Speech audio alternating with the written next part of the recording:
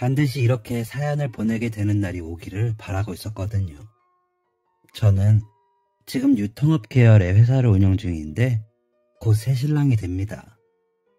흔히들 부르는 정년기보다 한참 늦었죠.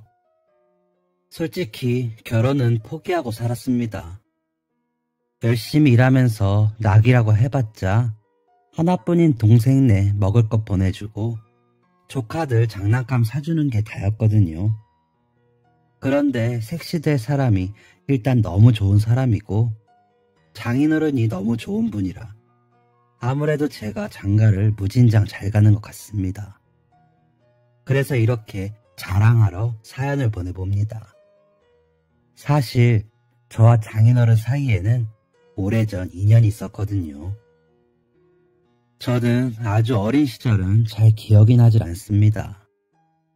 그저 매일 배고팠고 술을 드신 아버지가 또 때리진 않을까 숨기 바빴던 기억뿐이라 제가 그때 몇 살이었는지 계절이 어땠는지 기억도 나질 않습니다. 엄마는 어느 순간부터 보이지 않았고 막 기저귀를 뗀 여동생과 저는 할머니의 구박 속에 눈치만 보았죠. 그래도 아버지가 안 계시면 눈치만 보면 되었으니 괜찮았습니다. 간식은 꿈도 못 꾸었고 먹을 게 있어도 허락이 없으면 먹지도 못했습니다. 그래도 하루에 한 번이라도 먹을 수만 있으면 다행이었죠. 저와 제 동생이 허겁지겁 먹고 있으면 할머니는 아주 걸신이 들렸다. 집구석을 통째로 다 먹어버려라. 라고 하시곤 하셨습니다. 그러면서도 항상 새 밥을 해 뚜껑을 덮어 아랫목에 두시곤 하셨죠. 언제 돌아올지 모르는 아버지 몫으로 두신 거죠. 그러다 제가 학교를 다니게 되면서 동생이 혼자 집에 있게 되었는데 제가 없는 사이 배가 고픈 동생이 그 밥을 먹었나 봐요. 학교에서 다녀와 보니 동생의 양볼은 뻘개져서 울고 있고 할머니는 그런 동생에게 빗자루를 휘두르며 어디 계집애가 지 애비 밥을 먹고 있어? 나가! 너 같은 건 길거리에 나 앉아봐야 정신을 차리지! 라며 소리를 지르고 계시더라고요. 분명 따뜻한 밥도 아니고 어제 저녁에 해놓은 다 식은 찬밥이었을 텐데 배고픈 어린 손녀가 그걸 좀 먹었다고 그렇게 아까우셨을까요? 참 지금 생각해도 모진 양반이셨습니다.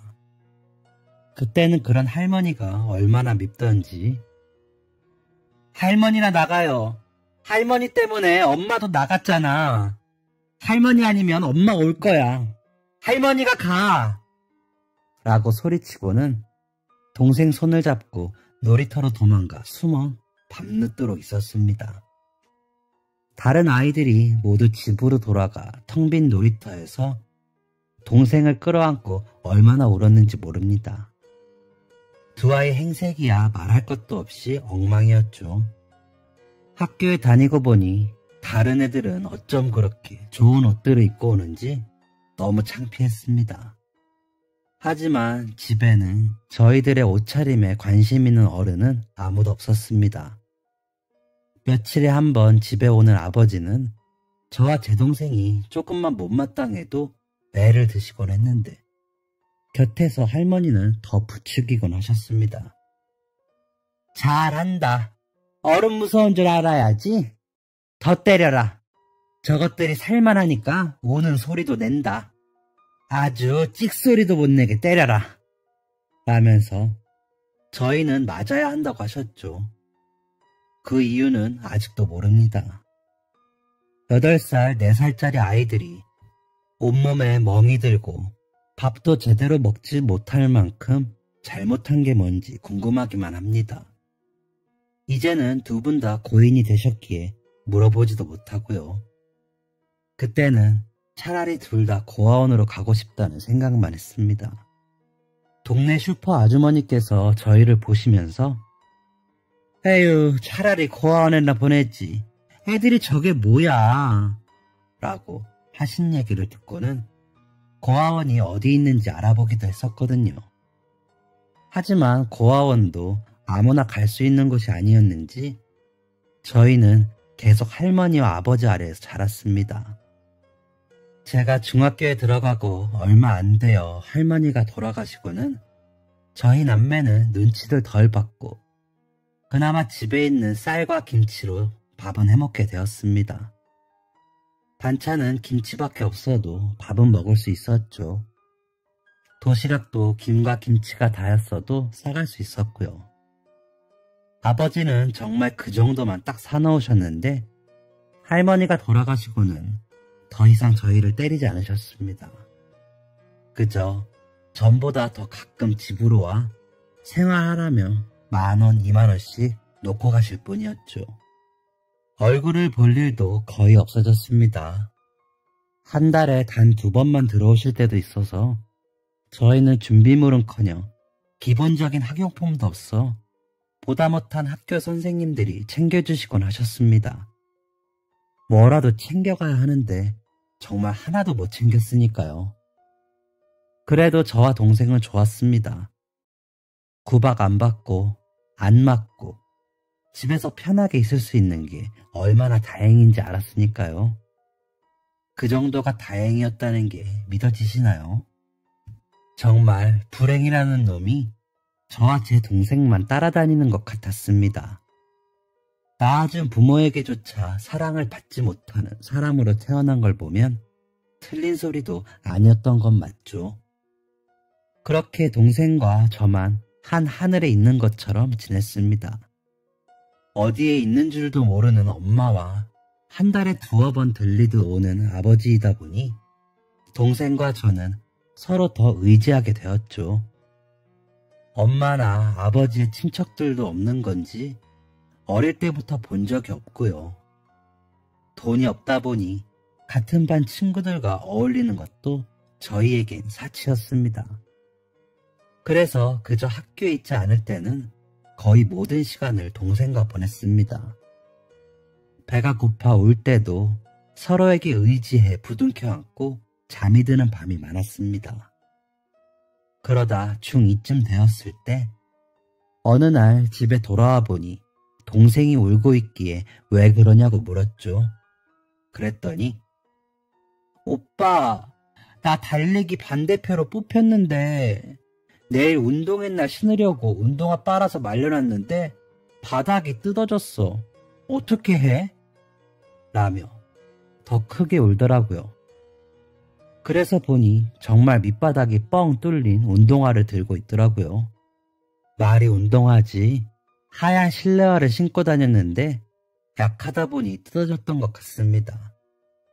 서럽게 울고 있는 동생을 보고 주머니를 뒤져봐도 1,500원 뿐이라 실내화를 다시 사기도 힘들겠더라고요. 그 돈이 그날 저희의 저녁 라면값이기도 했고요. 일단 집 밖으로 나갔습니다. 문구점에 가봤지만 1,500원으로 살 수 있는 실내화는 없었습니다. 달리기를 반 대표로 나가게 되었다며 좋아하던 동생의 얼굴이 떠올라 마음이 무거웠습니다. 초등학교 들어가고 처음으로 반 대표가 된 거였거든요. 하늘이 원망스러웠습니다. 이럴 거면 태어나게 하지 말지. 왜 태어나게 해서 이렇게 힘들게 할까라는 생각에 눈물이 나기 직전이었습니다. 그 순간 제 눈에 실내화가 들어왔습니다. 저희 집으로 향하는 길목에 있는 주택 계단에 걸려있는 실내화가 있더라고요. 순간 저거다 라는 생각밖에 없었습니다. 호다닥 뛰어 올라가 그 실내화를 가지고 내려와 집까지 쉬지도 않고 뛰었습니다. 가슴이 터질 것 같았습니다. 심장 뛰는 소리가 제 머릿속으로 울려 머리가 터질 것 같았습니다. 그렇게 달려 집으로 들어와 문을 잠갔습니다. 헐레벌떡 들어온 저를 보고 동생은 놀라서 오빠, 왜 그래? 무슨 일이야? 하기에 들고 온 실내화를 내밀었습니다.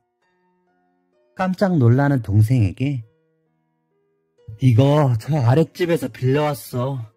일단 내일 신고 다시 빨아서 가져다 드리면 돼. 만나 신어봐. 라고 하며 거짓말을 했습니다. 동생이 거리끼는 것 없이 잘 달리기를 바랬습니다. 그래서 한 거짓말이었지만 가슴은 계속 두근거렸습니다. 실내화를 신어본 동생은 오빠, 조금 큰데 잘 맞아. 내가 깨끗하게 신고 잘 닦아 놓을게. 살았다. 하며 웃는 동생의 표정을 보니 안심이 되었습니다. 그날 밤 동생이 꿰매다가 내려놓은 실내화를 꿰매면서 울었습니다. 그러면서 화가 나더라고요. 운동화도 아니고 고작 실내화마저도 마음껏 신지 못하는 이런 상황이 너무 싫었습니다. 우리가 세상에 태어난 게 죄는 아닌데 말이죠. 그러면서도 실내화는 잘 돌려드려야겠다고 생각했습니다. 도둑질까지 해서 그 죄 때문에 우리가 더 불행해질까봐 걱정이 되었거든요. 여기서 벌까지 더하고 싶지 않다는 생각을 했던 것 같습니다. 다음날 동생은 노트 세트를 가지고 신이 나서 저를 기다리고 있었습니다. 1등은 상품이 종합 세트였는데 2등이라 노트 세트만 받았다며 아쉬워하면서도 자신이 탄 상품을 자랑하며 좋아하는 모습에 저까지 기분이 좋았습니다. 그래서 함께 웃었던 것 같습니다. 동생은 오빠, 실내화는 빨아놨어. 내일 마르면 다시 가져다 드려. 라며 웃더군요. 순간 가슴이 쿵 내려앉는 것 같았습니다. 손에 땀이 나는 것 같았고요. 다음날 아침이 되어 동생보다 먼저 집을 나섰습니다. 실내화를 얼른 제자리에 가져다 놓고 학교로 갈 셈이었습니다. 살금살금 계단을 타고 올라가 실내화를 내려놓고 계단을 내려서는데 한 아저씨가 서서 절 보고 있더군요. 그러더니 야, 너 거기서 뭐해? 라고 소리를 치더군요. 아무 말도 못하고 머뭇거리고 있었더니 저 실내화 뭐야? 라며 다시 물으시더라고요. 그래서 죄송합니다 하고 인사를 하는데 눈물만 나고 말이 안 나와 울고만 있었습니다. 그러자 보니까 너가 신지는 못했을 것 같고 너 동생 있어? 라고 하시기에 고개를 끄덕였습니다. 그럼 말을 하고 빌려가던가 해야지. 이렇게 가져온다고 도둑질이 없던 일이 돼? 너가 그 실내화 가져가는 바람에 아저씨 딸이 얼마나 울었는지 알아? 너 이렇게 가져다 놔도 도둑질은 도둑질이야. 내가 경찰에 신고라도 했으면 어쩔 뻔했어? 라며 절 혼내시더라고요. 뭐라고 말을 해야 하는데 말은 안 나오고 눈물만 흘리며 죄송하다는 말만 했습니다. 그러자 지금은 일단 학교로 가고 이따가 저녁 7시까지 다시 여기로 와. 이따가 올 때는 왜 이런 일이 일어났는지 종이에 써서 와. 그리고 동생도 같이 데리고 와. 라며 제 어깨를 두드리시더라고요. 일단은 거길 벗어나고 싶어 고개를 끄덕이고 나와 학교에 있으면서도 하루 종일 머리가 지끈거렸습니다. 일단은 아저씨 말대로 왜 실내화를 가져갔는지 쓰고 덕분에 동생이 달리기 2등을 하게 되었다고 감사하다고도 썼습니다. 그리고 정말 죄송하다고 썼습니다. 그러면서도 아저씨가 화를 내시며 저와 제 동생을 때리는 상상까지 하게 되더라고요.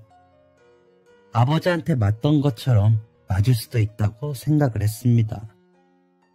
그래서 동생을 데려가지 말아야겠다는 결론을 내렸습니다. 학교가 끝나고 집으로 가 동생에게 사간 단팥빵을 주고 저녁을 먹이고 그 집 앞으로 7시까지 갔습니다. 집 앞에 그 아저씨가 서 계시더라고요. 키도 크시고 험상궂은 얼굴이셔서 잔뜩 겁을 먹고 가까이 다가가 인사를 했습니다. 그러자 동생은? 이라고 물으셔서 아무 말 없이 써간 종이를 내밀었습니다. 가로등불 밑에서 찬찬히 읽으시던 아저씨는 동생 데려와. 아저씨가 밥 사줄게. 하시는데 깜짝 놀랐습니다. 어서 여기서 기다릴 테니까 라고 하시는데 밥이라는 소리에 정신없이 동생을 데리고 왔습니다. 아저씨는 제 동생을 보시더니 달리기 2등했다며? 축하해 라고 하시며 저와 동생을 데리고 골목 어귀에 있는 고깃집에 데려가 밥을 사주셨습니다. 동생과 저는 어쩔 줄 몰라 하며 먹지도 못하고 있는데 밥 위에 고기를 얹어주시더니 먹어. 아저씨가 축하해 주는 거야. 라며 웃으시더라고요. 주춤했지만 고기 냄새에 홀려 정신을 못 차리고 먹었습니다. 그런 저희에게 아저씨는 계속 고기를 구워주시면서 정작 본인은 소주만 드시더라고요.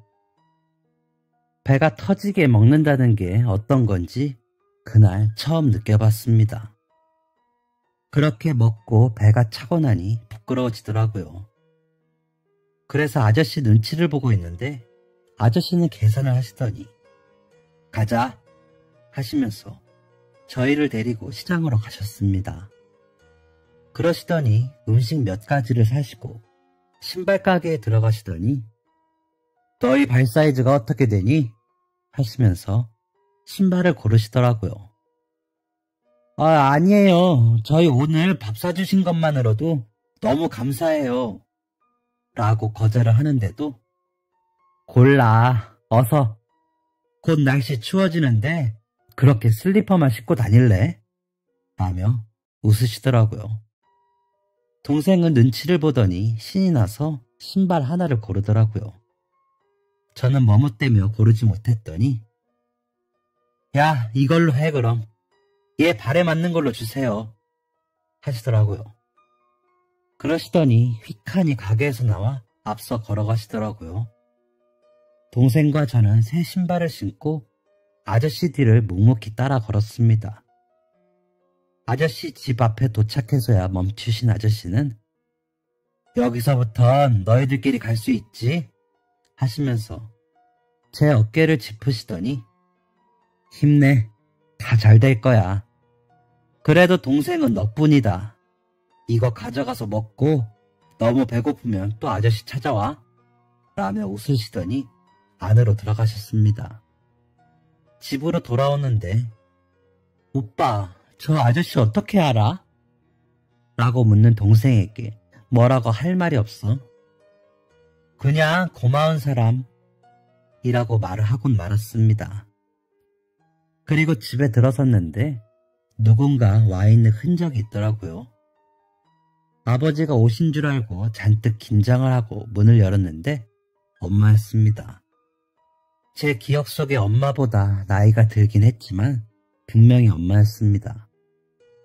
선뜻 엄마라는 소리도 하지 못하고 멈춰있는데 동생은 엄마를 사진으로만 봤기 때문인지 알아보지 못하고 제 뒤로 숨었습니다. 그런 저희를 본 엄마는 엄마야, 너무 늦게 왔지? 라며 저희를 안고 오셨습니다. 그제야 동생은 엄마? 라며 엄마를 보았고 저는 눈물만 흘렸습니다. 저희를 안고 한참을 울던 엄마는 이제 엄마랑 가자. 엄마가 이제 너희랑 살 수 있을 것 같아서 데리러 왔어. 너희 아빠랑은 이야기 다 끝냈어. 전학은 다음 주에 엄마가 학교에 가서 처리할 거야.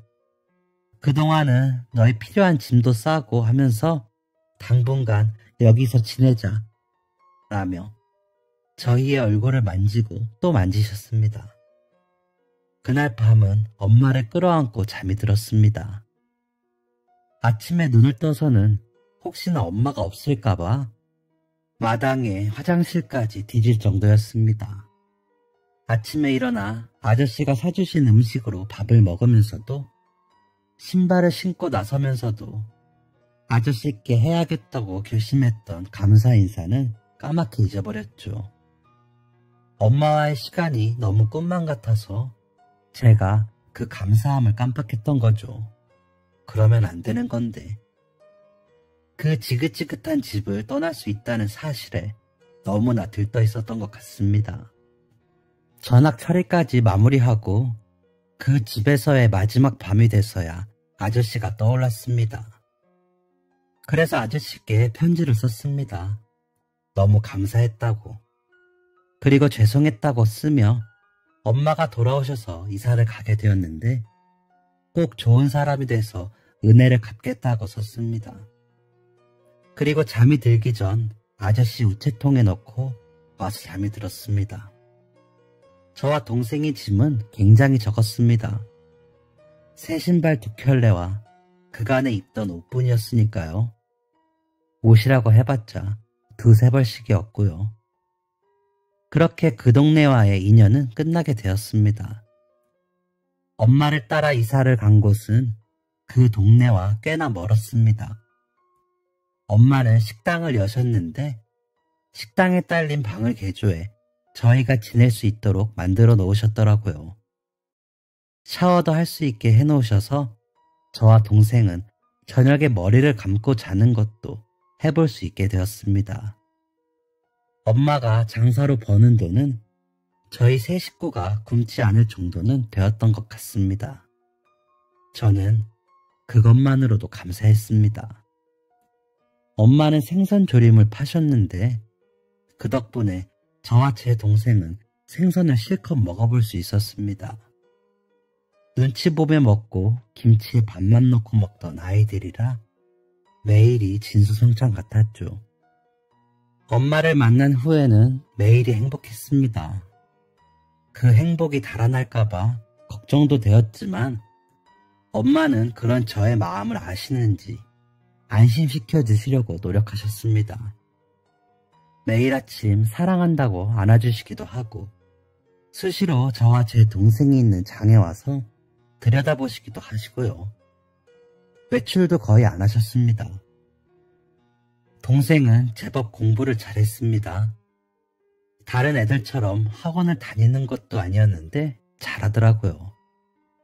저는 공부도 그냥 그랬고 달리 하고 싶은 것도 없었지만 그저 돈을 잘 버는 사람이 되고 싶었습니다. 그래서 엄마의 장사를 돕기 시작했습니다. 엄마는 만류하며 말리셨지만 저는 그게 마음이 편하더라고요. 엄마 혼자 하시는 것도 싫기도 했고요. 학교가 끝나면 곧장 집으로 와 엄마의 일을 도왔습니다. 그러다 보니 고등학생 때는 직접 물건을 받는 지경이 되었죠.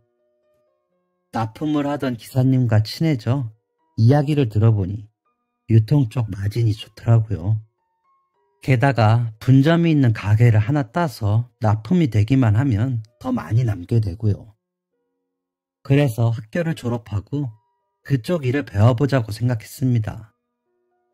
엄마 장사에도 도움이 될 것 같고 식재료를 다루다 보면 나중에라도 굶는 일은 없지 않을까 하는 막연한 생각도 했고요. 그래서 학교 졸업만 하길 바라고 바랬습니다. 동생은 계속 1등을 해서 엄마를 기쁘게 했습니다. 저도 동생이 공부를 열심히 해주는 게 좋았습니다. 동생이 열심히 공부를 해서 성공하길 바랐으니까요. 그래야 나중에 고생을 안 할 테니까요. 저는 엄마 가게 일을 돕고 동생은 공부를 열심히 하고 세 식구가 넉넉하진 않지만 행복한 시간을 보내게 되었습니다. 맞지 않고 굶지 않고 필요한 물건을 있는 삶이 얼마나 감사한 삶인지 저희 남매는 알았으니까요. 그렇게 시간은 흘렀고 제가 고등학교 2학년에 올라간 지 얼마 되지 않았을 때 학교를 마치고 가게에 들어서니 엄마가 전화를 붙들고 놀라서 있더라고요. 전화를 끊더니 너희 아빠가 돌아가셨단다. 짐 싸. 그래도 너희 아빠인데 가봐야지. 라며 우시더라고요. 믿기지 않았습니다. 그렇게 커다랗던 아버지가 돌아가셨다니. 그때까지도 아버지라는 이름만으로도 두려운 사람이었는데 더 이상 세상 사람이 아니라는 것을 믿을 수가 없었습니다. 사실인지 아닌지 구분도 안 되는 와중에도 서둘러 장례식장이 있는 병원으로 가 신원 확인을 하고 장례를 치렀습니다. 장례식에 올 손님도 없어 저와 동생, 엄마만이 자리를 지켰죠. 친인척분들은 오래전에 다들 인연이 끊겼고 딱히 연락할 친구도 없다고 들었습니다. 집주인분이 오시긴 하셨는데 월세가 하도 밀려 집을 빼라고 이야기하러 갔다가 벌써 죽은 아버지를 발견하셨다고 하더라고요. 죽기 전 3개월 전부터 월세가 들어오지 않았고 오가는 소리도 없이 집에만 있었다고도 하더라고요. 장례식이 끝나고 짐 정리를 위해 집으로 갔습니다. 몇 년 전까지만 해도 오갈 데 없던 저희 남매가 움츠려 살던 그 반지 앞방에 들어서는데 등골이 서늘한 게 소름이 돋더라고요. 동생은 집 앞에서 들어오지도 못하고 울고 있고요. 그래서 밖에 있으라고 했습니다.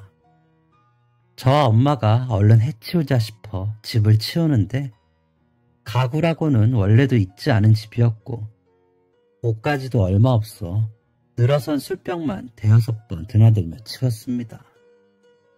옷이라고는 저희가 이 집을 떠날 때처럼 몇 가지 안 되었고 아무렇게나 쌓여 있었는데 치우다 보니 안쓰러운 마음이 들더라고요.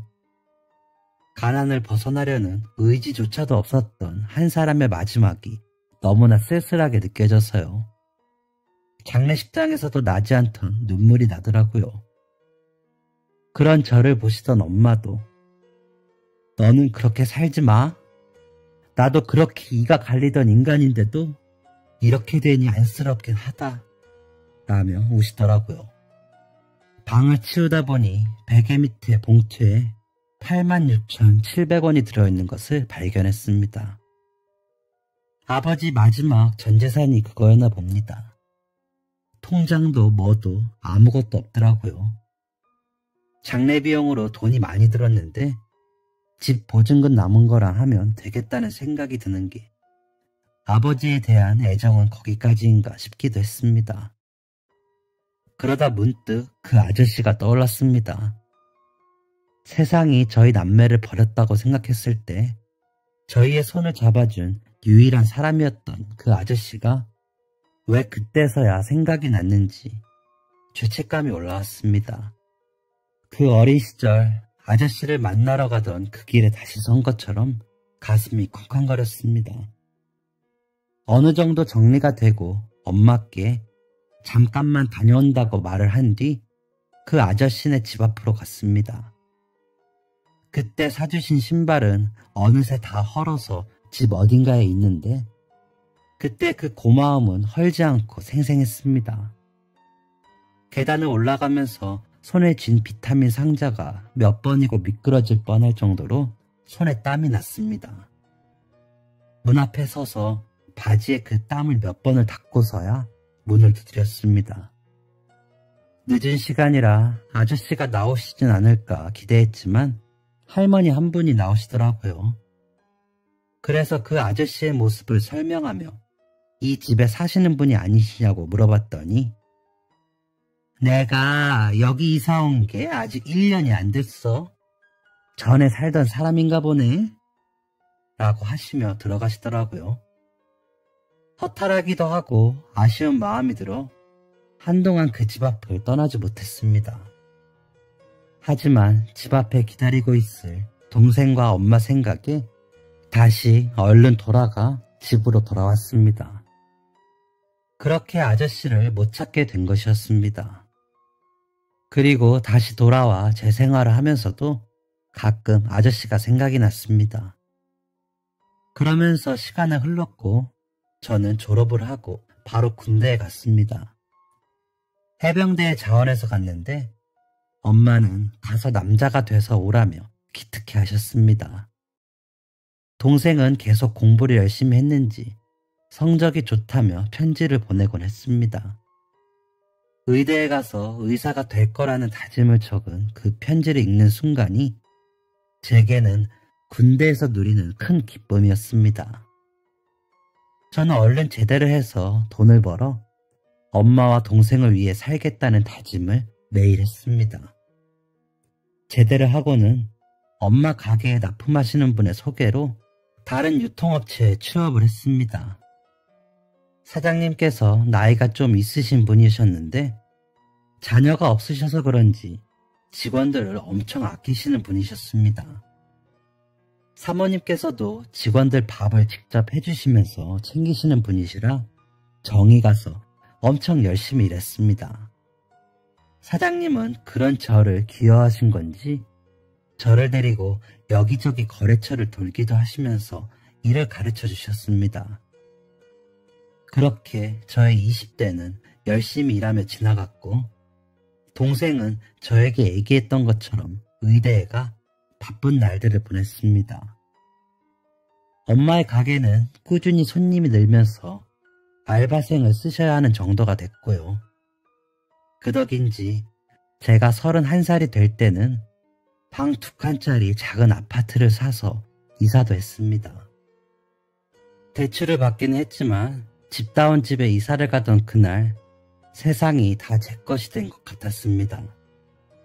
그래서 그날 저희 세 식구는 고깃집에 가서 고기를 실컷 먹고 근처 신발 가게에 가서 엄마, 저, 동생의 신발을 샀습니다.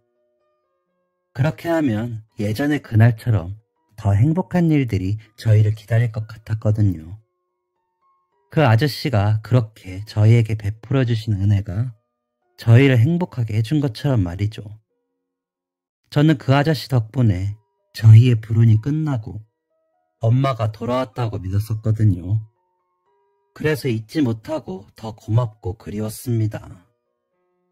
그날 저희가 고기 먹는 모습을 보시면서 소주잔을 기울이시던 아저씨의 모습을 잊을 수가 없었습니다. 제가 나이를 먹을수록 그 마음은 더해졌죠. 하지만 아저씨의 이름도 나이도 모르다 보니 찾을 길이 없었습니다.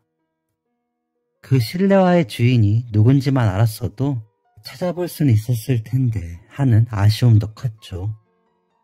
혹시나 비슷한 모습의 사람을 볼 때마다 혹시나 했지만 역시나 아니었습니다. 그래서 저는 더 열심히 일을 했습니다. 언제라도 아저씨를 만났을 때 그때 그렇게 베풀어 주셔서 너무 잘 지내고 있다고 말하고 싶었거든요. 동생은 의사가 되고 있고 엄마도 다시 만나 잘 컸다고 말이죠. 그렇게 열심히 살다 보니 복은 더 찾아왔습니다. 동생은 전문의 시험에 합격해 정말 의사 선생님이 되었고 저는 사장님이 운영하시던 회사를 이어받아 다달이 얼마씩 갚는 조건으로 회사를 인계받았습니다. 주변에서는 저보고 완전 횡재했다고 하시더라고요. 저도 꿈만 같더라고요. 제가 사장이라니요. 이쪽 일은 아직 10년 정도밖에 되지 않아 아직도 배울 게 많은데 말이죠. 하지만 그 기회를 또 놓칠 수도 없었습니다. 사장님은 야 임마, 너가 어리니까 내가 보험을 드는 거지. 내가 평생을 일군 회사를 아무한테나 주기는 싫고 자식도 없는데 문 닫을 수도 없고 이제 나이가 들어 일은 힘드니까 너한테 맡기는 거야. 너 약속한 대로 돈 잘 보내줘야 한다. 안 그럼 나랑 우리 마누라 굶어 죽어. 라면서 웃으시더라고요. 그때까지 제가 모은 돈 거의 일단 다 드리고 다달이 수익의 35%를 드리기로 약속을 하고 계약서를 썼습니다. 그렇게 저는 회사의 사장이 되었습니다. 사장님은 회장님으로 불러드리기로 했고요. 그때가 제가 35살이 되던 해였습니다. 새로운 도전이었기에 더 열심히 일했습니다. 다행히 기존의 고객들은 유지가 되었고 회사를 인수받은 지 3년이 지날 때쯤엔 10% 정도 고객이 늘기도 했습니다.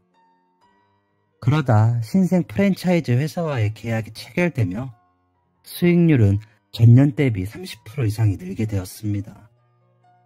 회장님은 그런 저의 수완에 놀라시면서 좋아하시며 거봐라, 내가 사람 보는 눈이 있다니까.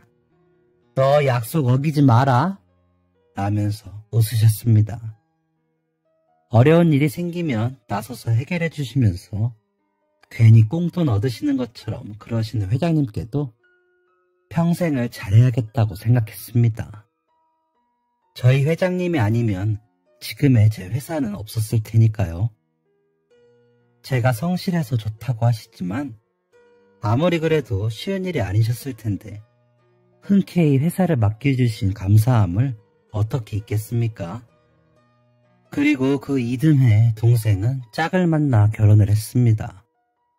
매부는 같은 의사인데 학교 때부터 서도배 사이로 지내다 결혼을 하게 되었다며 데리고 왔더라고요.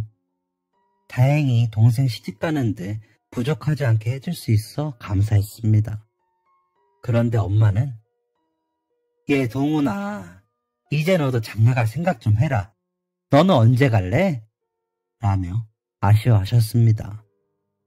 그럴 때마다 엄마, 나는 은혜 갚을 게 많아서 장가도 못 가요. 그리고 나 없으면 엄마 혼자 어쩌려고?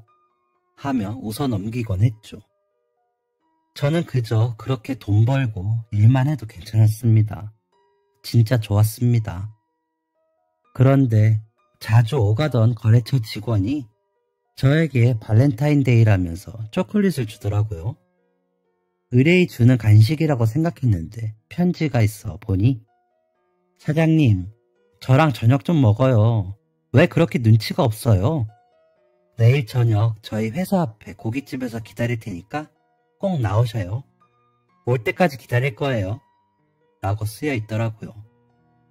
전혀 눈치를 못 채고 있기도 했고 나이도 제 동생과 비슷해. 그냥 농담 몇 마디 나눈 사이인 게 다인데 이런 편지를 받으니 당황스러웠습니다. 그래도 마냥 기다리게 할 순 없으니 나가서 결혼 생각이 없다는 걸 이야기해야겠다 생각했습니다. 그래서 다음날 일을 마치자마자 편지에 적힌 고깃집으로 갔습니다. 그 직원이 고깃집에 어울리지 않게 예쁘게 하고 앉아있더라고요. 미안해하며 들어서자 새침한 표정으로 있던 그 직원이 활짝 웃는데 마음이 따뜻해졌습니다. 사장님, 안 오시는 줄 알고 긴장했잖아요. 라기에 아휴, 안 나올 순 없죠. 올 때까지 기다리신다는데 늦어서 미안해요. 하며 자리에 앉았습니다. 일단 식사를 하는데 왠지 아저씨가 그날따라 생각이 나더라고요. 어색함에 말도 없이 밥을 먹던 중에 사장님은 왜 그 나이까지 장가를 안 갔어요? 하고 묻는 그 직원에게 안 간 게 아니고 못 갔어요. 라는 말을 시작으로 대화가 오고 갔습니다. 그 직원은 부모님과 언니가 있는데 언니는 일찍 결혼해서 조카들이 벌써 초등학생이라고 하더라고요. 부모님이 얼른 시집가라고 하는데 자기는 언니 일찍 결혼해 애 키우느라 고생하는 거 보니 늦게 가고 싶었다며 웃는데 전과는 느낌이 달리 보이더라고요. 예뻤습니다. 수수하고 참한 모습도 좋았고요. 그렇게 몇 번을 더 만나 따로 밥을 먹었습니다. 그러다 영화도 보고 휴일에 근교로 드라이브도 다녀오기도 하고요. 그렇게 늦은 나이에 연애를 시작하게 되었죠. 나이가 나이인 만큼 연애를 시작한 이상 미래를 약속해야 할 것 같았습니다. 그래서 여자친구에게 제 이야기를 했습니다. 힘들고 아팠던 어린 시절 이야기부터 돌아가신 아버지 이야기를 하는 저의 이야기를 묵묵히 듣던 여자친구는 그 아저씨 이야기를 하는 저를 놀란 눈으로 듣더라고요. 그러더니 어머, 우리 아빠 이야기랑 되게 비슷하다. 나 어릴 때 널어놓은 신라가 없어져서 울고불고 난리도 아니었는데 며칠 있다가 다시 나타난 거야. 그런데 그날 저녁에 아빠가 집에 와서 어떤 오빠가 빌려갔다가 가져다 놓은 거라면서 이야기했거든. 오빠, 어릴 때 면목동 살았어? 라며 묻더라고요. 그래서 면목동 살았어? 맞아. 라고 대답하면서 온몸에 피가 빠르게 도는 것 같은 느낌이 들었습니다. 아저씨를 찾은 것 같아서요. 이야기를 더 나눠본 결과 아저씨가 맞는 것 같았습니다. 여자친구가 보여주는 사진을 보니 나이가 들긴 했지만 그 아저씨가 맞았습니다. 심장이 두근거리는 소리가 귀까지 들렸습니다. 그래서 그 다음 주말 여자친구 집에 인사를 가기로 했습니다. 여자친구와의 문제뿐이라면 좀 더 시간을 두고 허락을 구해야 하겠지만 일단은 아저씨를 만나야 했으니까요. 여자친구 집으로 가기 전 신발 가게에 들러 구두를 한 켤레 샀습니다.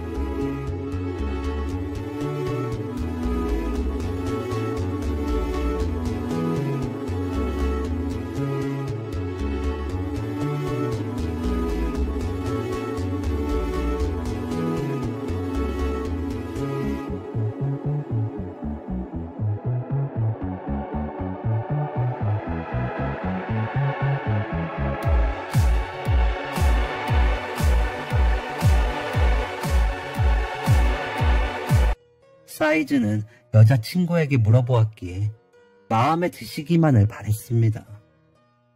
여자친구 집 앞에 도착해 엘리베이터를 타고 올라가면서 벌써 심장이 두근거렸습니다. 그날 실내화를 훔치러 올라가던 그때처럼 긴장이 되면서 땀이 나더라고요. 제 숨소리가 너무 크게 느껴지고 다리가 후들거렸습니다.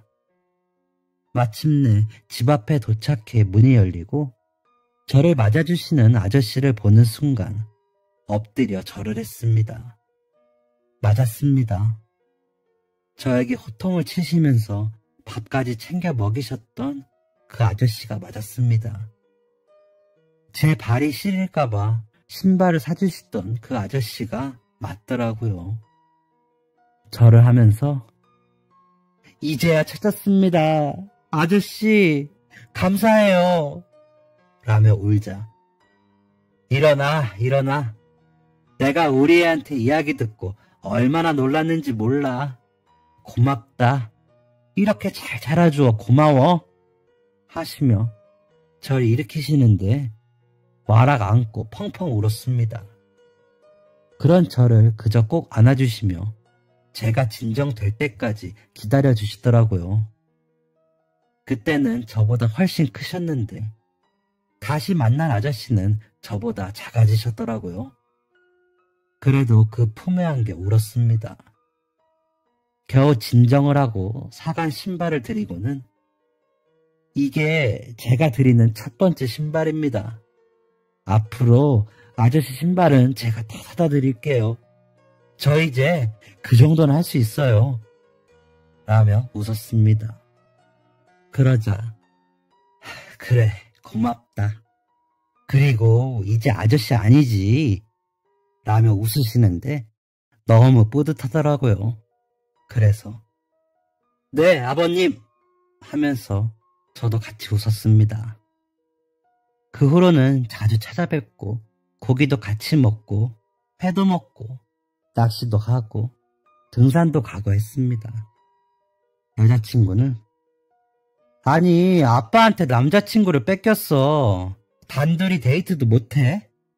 라면서 억울했지만 아저씨와 제가 잘 지내는 걸 좋아했습니다. 엄마는 아저씨를 가게에 모셔서 직접 만든 식사를 대접하시면서 고맙다고 하셨고요. 그렇게 양가 인사를 나누고 지내다 보니 자연스럽게 결혼 날짜가 정해져 다음 달이면 식을 올립니다. 그러는 사이에 여자친구 뱃속에 저희 아기도 생겼고요. 아저씨는 이제 저희 아기의 할아버지이자 제 아버님이 되셨습니다. 아버님이 사연 틀어놓고 일하시는 거 제가 알거든요. 그래서 사연을 보내는 것도 있습니다. 아버님, 제가 앞으로 더 잘할 테니까 혹시나 제가 잘못하면 그날처럼 따끔하게 혼내도 주시고 달래도 주시면서 오래오래 계셔주세요.